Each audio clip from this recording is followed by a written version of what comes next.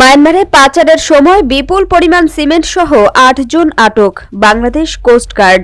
বিস্তারিত থাকছে কক্সবাজার থেকে কামাল উদ্দিন জয়ের প্রতিবেদনে।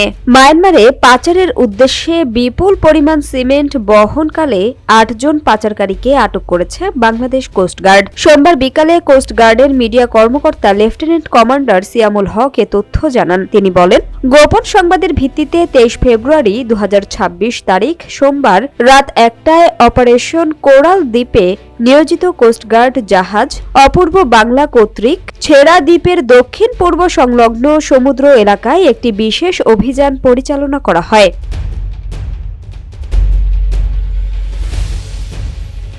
অভিযান চলাকালে সন্দেহজনক একটি ফিশিং বোটে তল্লাশি চালিয়ে অবৈধভাবে শুল্ক কর ফাঁকি দিয়ে মায়ানমারে পাচারের উদ্দেশ্যে বহনকৃত আনুমানিক ৩ লক্ষ টাকা মূল্যের ৬০০ বস্তা সিমেন্ট উদ্ধার করা হয়। এ সময় পাচার কাজে ব্যবহৃত ফিশিং বোট সহ ৮ জনকে আটক করা হয়। জব্দকৃত সিমেন্ট, বোট ও আটক ব্যক্তিদের বিরুদ্ধে পরবর্তী আইনানুগ ব্যবস্থা গ্রহণের প্রক্রিয়া চলমান রয়েছে। তিনি আরও জানান, পাচার ও চোরাচালান রোধে বাংলাদেশ কোস্টগার্ড ভবিষ্যতেও এ ধরনের অভিযান অব্যাহত রাখবে।